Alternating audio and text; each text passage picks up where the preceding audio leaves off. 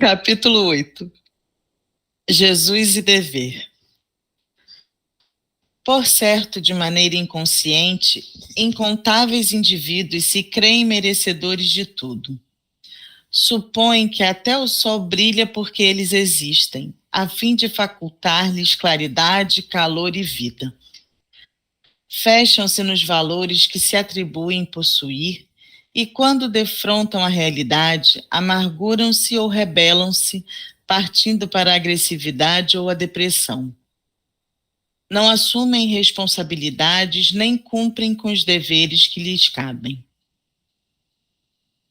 Às vezes, comprometem-se para logo abandonarem a empresa acusando os outros, sentindo-se injustiçados. São exigentes com a conduta alheia e benevolentes com os próprios erros.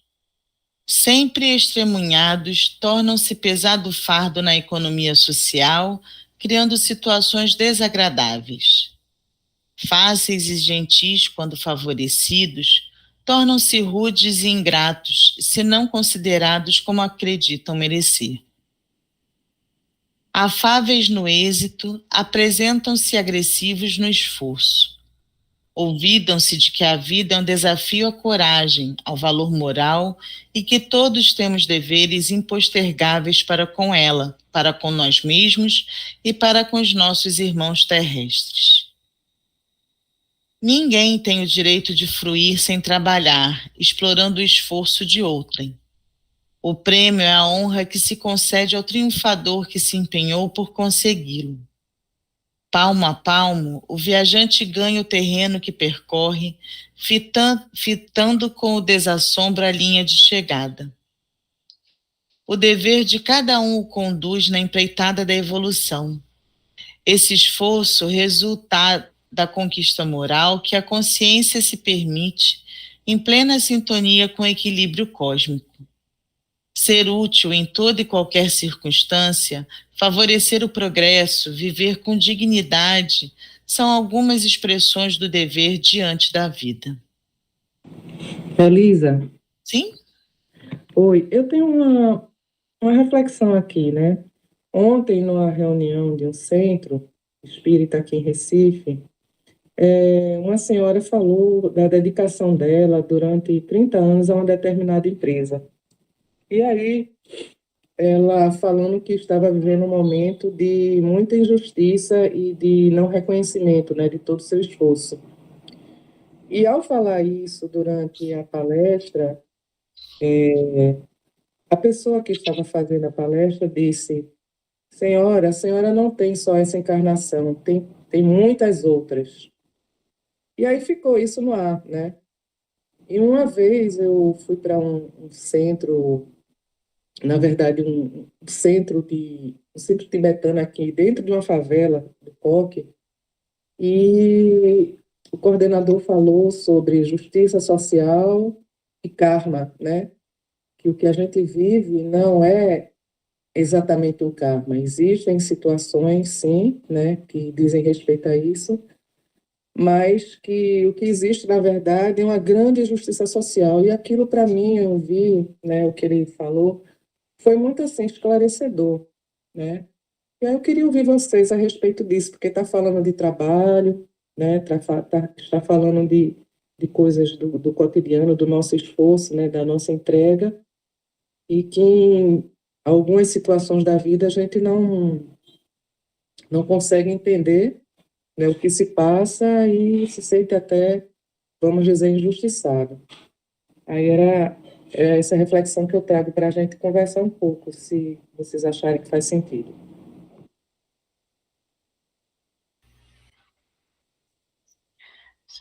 Andréia, tem uma passagem que eu gosto muito, que é uma conversa da Joana de Ângeles com o Divaldo, e que ela diz que no final, na verdade, ela fala que no final é sempre entre a gente e a gente mesmo. E a Madre Teresa de Calcutá fala que no final é entre a gente mesmo e Deus. Eu penso que o planeta que a gente vive, nesse momento onde a gente está, a gente vive num planeta de prova e expiação. Significa que nós vamos conviver com muito mais situações de injustiça, de muitas situações de conflito, do que se nós vivêssemos num planeta que já estivesse em regeneração, nos planos evoluídos, porque os espíritos lá, eles já vivem de uma forma muito mais harmônica uns com os outros. O que a gente é convidado é não buscar essa situação como algo do externo para o interno, mas de como a gente pode agir dentro de um planeta que ele é um planeta que vai nos tornar, nós vamos vivenciar essas situações de injustiça. Então, como que nós podemos viver harmonicamente? Porque o que ela nos convida não é que não percebamos a injustiça, mas é a não se revoltar, a não entrar num processo de lamentação, num processo de fuga, a vida é injusta mesmo, então, entende? Então, assim, eu concordo que nós vivemos um reflexo do planeta que nós estamos, e seja por prova, seja por expiação, que seria o karma, né? A gente vive isso é uma realidade, a gente vai entender por que a gente vive isso, às vezes mais lá na frente, mas e como a gente vive isso? A gente vai buscar uma atitude mais positiva, uma vivência mais harmônica em relação a isso, porque é uma realidade, sim. O que a gente vai viver nesse planeta, a gente vai viver muitas injustiças, mas a gente vai viver isso como? A gente vai viver isso buscando uma integração interna, buscando ou a gente vai se revoltar, nossa, tudo é ruim, é muito injusto, mas eu também penso que num processo de desabafo com alguém que a gente tenha, né, uma intimidade, acho que é produtivo numa terapia, a gente ir lá e dizer, olha, eu estou passando por uma situação ruim no meu trabalho, e trabalhar isso, como que eu posso vivenciar essa situação de uma forma mais harmônica. Por quê? Porque eu também não mudo o outro, né? Então, eu penso que está dentro de um contexto muito maior, mas eu também não reduziria isso é um karma, é uma prova, uma expiação. Eu penso que isso é um pouco reducionista. A gente vive num plano de prova e expiação. A gente vai viver essa situação. Então, como que eu posso viver internamente melhor isso? Essa é a minha visão. Tá bom. Andréia, até lembrando um pouco do nosso bate-papo de ontem, né, daquelas questões que a gente levantou, conversou ontem, né, no grupo, né? Se a gente parar e só ouvir cada um falando, a gente vai ver que, ao seu modo, todos eles estão certos. E um chamar de karma, de lei de causa e efeito, de justiça social, são apenas denominações que cada grupo vai dando, como tudo que nos envolve, para que aquele grupo tenha um entendimento melhor daquilo. Mas que, no fundo, a gente pode dizer que os dois estão certos, mas que talvez estejam incompletos, porque cada um tem uma forma de ver, tem uma forma de analisar e uma forma de entender. Como a gente estava falando ontem, justamente isso, a gente não entende, tem coisas que a gente fala, discute, levanta um monte de hipóteses, mas não chega nem perto do entendimento real daquilo. E uma coisa que a gente sabe que tudo gera uma consequência, seja um ato nosso, um pensamento, alguma coisa que se fala, que se faz, ou se deixa de fazer, tudo gera uma consequência. E essa consequência vai se apresentar para a gente em algum momento. Geralmente, pelo que a literatura fala, ela vai se apresentar no momento que a gente já consegue entender um pouco daquilo. Mesmo que ache que seja injusto, a gente já consegue, mesmo que insipidamente, reconhecer que aquilo tem a ver com a gente, mesmo que não aceite. Então, essa coisa de causa e consequência, de você fazer uma coisa e ela se apresentar depois para você. Aí vão os vários nomes, né? Resgatar, aprender, pagar. Aí cada um vai dando a sua denominação conforme o seu entendimento. Mas essa é uma sequência lógica que a gente pode, por analogia, ver da própria ciência material. Tudo que você faz, aquilo gera uma consequência, que em algum momento ela se apresenta para a gente. Então, se é uma justiça social, se você chama de lei do karma, para mim são só denominações. Faz parte do nosso aprendizado, do nosso ir a essa escola interminável no universo.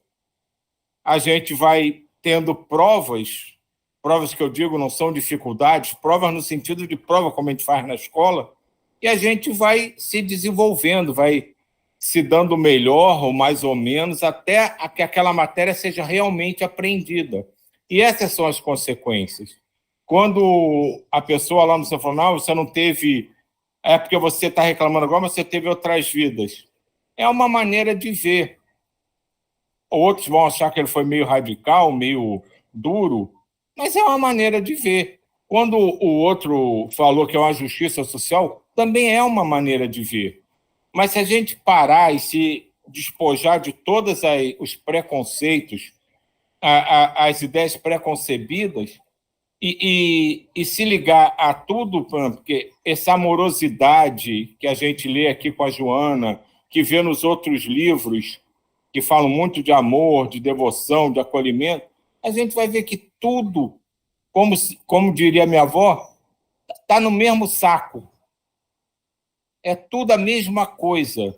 Só que a nossa compreensão e a nossa capacidade de lidar com aquilo é diferente individualmente. Então, é necessário que cada um receba um tipo de explicação, absorva um tipo de ideia, para começar a entender aquilo. Para mais na frente, sei lá, daqui a quantos anos, todo mundo esteja com um entendimento mais ou menos nivelado. Acho que a Fernanda queria falar. Eu só queria fazer uma observação, assim. No final de tudo, eu penso assim, no final de tudo, a gente tem que irradiar amor, né? Em todas as circunstâncias. Mesmo vendo o sofrimento do outro, mesmo se angustiando com as dificuldades que a gente passa e sem revoltar. Eu tô querendo fazer uma comparação assim. Sábado a gente foi ao show do Nat Roots. E assim, lotado, entupido, né? Dificuldade para chegar e tudo. Mas quando a gente sentou naquela poltrona lá e viu o céu do estádio e tudo, e a energia daquele show de amor, porque aquele cara canta umas músicas muito, muito de fundo amoroso, assim, com as letras e tudo. Eu me sentia tão, assim, imbuída de tanto sentimento bom, que eu olhava para aquele céu, naquele buraco do estádio, e emanava amor. Eu jogava amor para o universo, assim, irradiando. E eu fico pensando, quantas pessoas estavam ali, e algumas, né? Não quantas, mas o espírito era amoroso, era de muito amor. Algumas pessoas podiam ter visto aquilo como dificuldade. Nossa, demoramos para chegar. Nossa, estacionamento lotado. Nossa, quanta gente fumando maconha. Quanto não sei o quê. Né? Deve ter tido várias pessoas que se sentiram mal, incomodadas. E é assim, né? E se revoltam e chateiam, enfim. Mas a gente tem que olhar sempre para o lado amoroso. Sempre vai ter uma saída amorosa, eu acho, sabe? Um lado positivo da situação. A gente tem que enxergar com outros olhos. É assim que eu vejo. Nem é com o olho, é olhar com o coração, sabe? Tudo que a gente olha com o coração parece que transborda aceitação e conformismo, no sentido de é isso que tem que ser, e é assim que tem que ser, sabe? Eu penso que esse processo, quando a gente trabalha, né, a lei de karma e efeito, a lei de causa e efeito, quando a gente trabalha o karma, a gente trabalha dentro de um processo educativo, até para a gente entender por que a gente está nesse planeta, que aí vem todo um processo evolutivo. Agora, eu volto a dizer, assim, eu penso que a gente é bom olhar para isso não buscando isso, porque é isso, a gente vive num planeta extremamente injusto.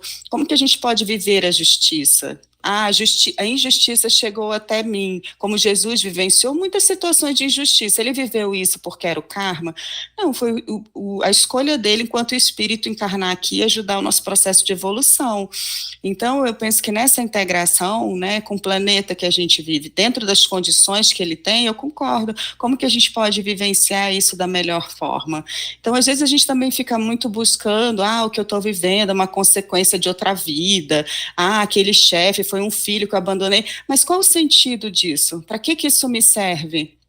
Onde eu posso vivenciar a tolerância, onde eu posso evoluir enquanto ser humano e me autoconhecer e olhar para internamente e perceber por que isso me incomoda, qual é a minha necessidade que não está sendo atendida nessa situação, que muito vai além, né, de eu saber por que eu estou ali vivenciando isso num processo kármico, mas por que internamente isso me incomoda? Onde que isso toca em mim e que eu posso melhorar para que eu tenha uma vida plena e saudável? Como que eu posso melhorar as minhas relações, sabe? Então, eu olho muito esse processo educativo. É bom a gente entender realmente que na vida tudo tem uma consequência, o amor que a gente planta, a gente colhe, e a discórdia também. Agora, dentro de um processo de autoconhecimento, muito mais do que buscar por que aquela pessoa está fazendo isso comigo, onde foi que eu errei com ela, mas dentro de um processo onde eu posso me conhecer e ter uma vida mais plena e saudável dentro do planeta onde eu habito e como que eu posso, inclusive, né, vivenciar melhores situações dentro desse planeta. Essa é bem a perspectiva que eu penso. E um ponto, né, quando a Mina falou até da questão da autorreflexão, que eu tenho muito para mim, que é a questão da responsabilidade. Como a Mina falou, a gente não muda ninguém.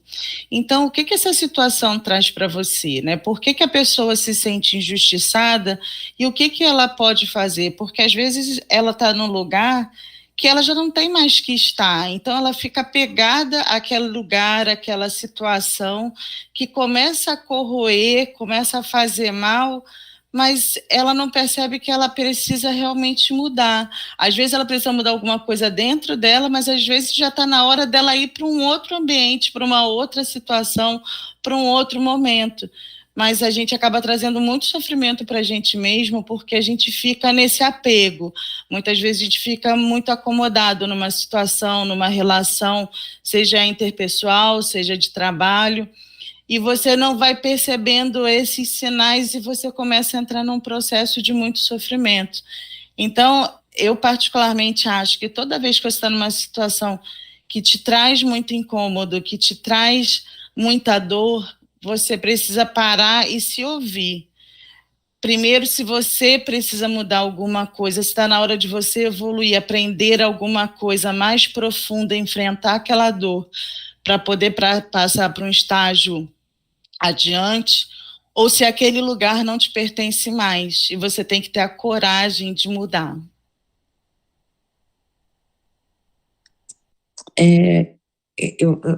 A gente está falando muito nessa questão individual, e a Andrea falou de justiça social, né? E aí eu percebo só isso também, que também não é só o indivíduo, a gente está aqui enquanto grupo também, né? Somos nós, nosso aprendizado enquanto, no geral, todo mundo. E então, não é só a diva evoluindo, né? Há um grupo no qual a diva pertence que também está evoluindo e que a gente tem essa obrigação, o dever, né? O dever de pensar não só na diva em evolução, mas a diva enquanto grupo, enquanto eu posso fazer para evoluir. E realmente é um momento que a gente vive, né? E eu vou dar a minha parcela de contribuição, mesmo que seja em gotas de formiguinha, que para tentar realmente melhorar esse todo, que vai melhorar e que vai melhorar o todo. Assim, é uma experiência nossa. Nós estamos aqui enquanto grupo, eu estou aqui em Brasília enquanto grupo que vivencia a situação de Brasília, ou que vivencia a situação do Brasil, e que são as experiências, eu vejo isso, nossa, nós. Eu não, a gente às vezes se individualiza muito, eu acho.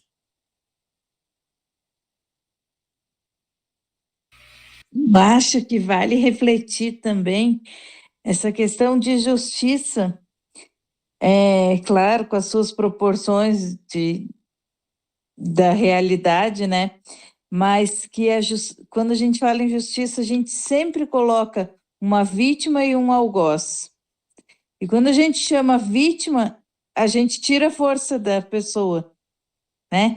Coloca ela num lugar que ela não precisa fazer nada e que ela é vítima daquilo. Então, tirando, claro, as proporções de oportunidade que tem, da realidade mesmo, até de questão de subnutrição, de pobreza extrema, não é sobre isso, mas é sobre o olhar de justiça, sabe? Às vezes me incomoda um pouco a gente falar essa palavra justiça, porque coloca, tira a força da pessoa que está viva e que pode reagir, e que eu acho que falta esse olhar de quando a gente fala, principalmente em justiça social, parece que a gente reduz a pessoa a nada, quem está sofrendo essa injustiça, né?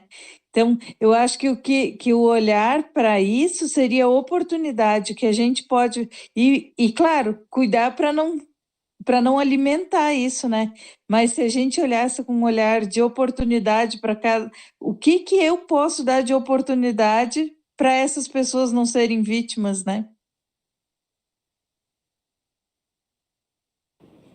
O que me incomoda muito é quando se tem uma fala assim, e as outras vidas, né? Você não só tem essa vida. É como se fosse assim, se mantém quieta e aceita o que vier, né? E aí, quando eu falo em questões sociais, eu falo do que existe, por exemplo, nas prisões, eu falo em sistemas ainda que escravizam pessoas e que não tem o menor discernimento disso que a gente está falando aqui, sabe?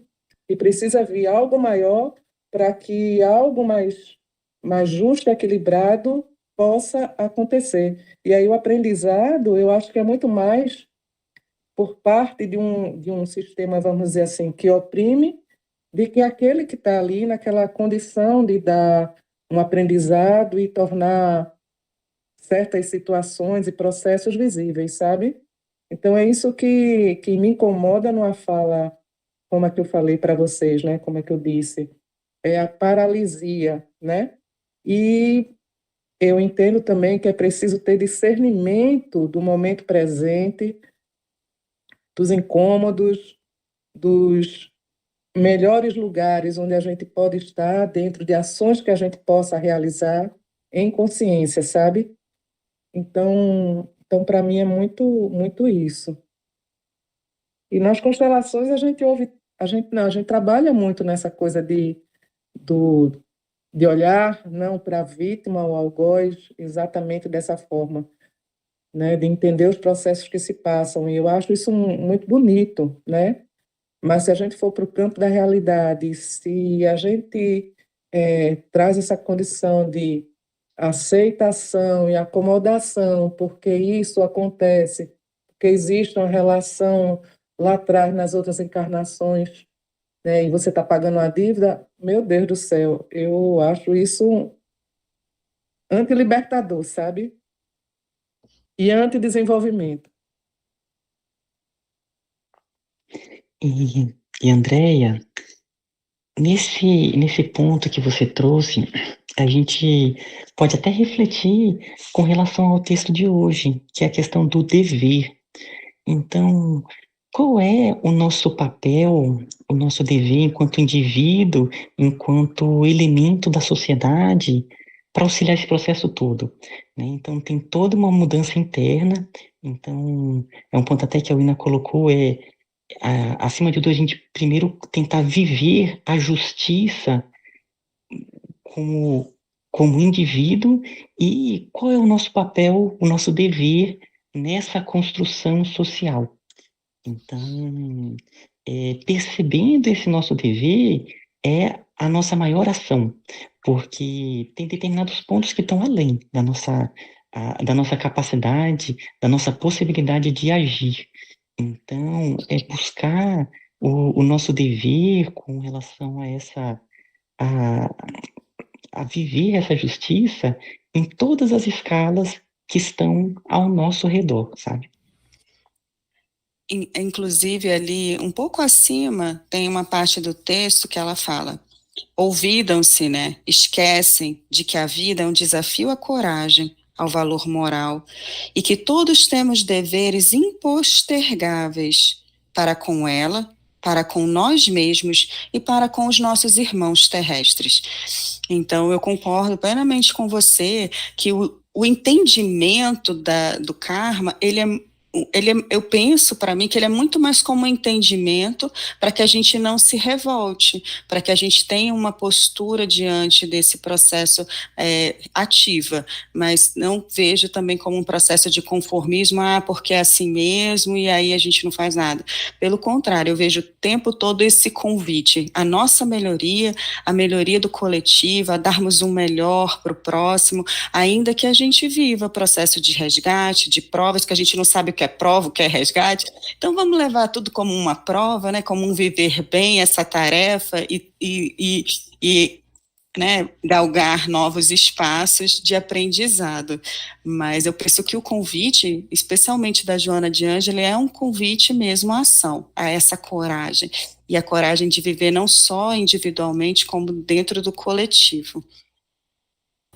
Interessante você colocar esse trecho, porque quando eu ia pedir para falar, era justamente esse trecho aí, porque aí você faz um convite, a leitura nos faz um convite à reflexão interna, e sabendo que tem o outro que está ao redor, que as injustiças estão aqui ao redor de tudo, e os injustiçados, que vamos colocar assim, eles também fazem parte de um processo evolutivo, e que a gente, não se ligando nem à vítima nem ao algoz, porque eu acho que quando você taxa, você termina diminuindo, mas é exatamente você fazer o seu processo para que você evolua sem deixar de lado o contexto que você está inserido, sem deixar de lado todos os que estão ao seu redor dentro da sociedade, porque tem muitas situações, a gente vivencia muitas situações de injustiças diárias que a gente vê apenas um lado, muitas vezes, e tem que ver o contexto inteiro para você fazer uma análise, mas tentar modificar a si para modificar a sociedade também, né? E aos poucos, né? É gradativo. Eu acho que essa evolução vem para todo mundo.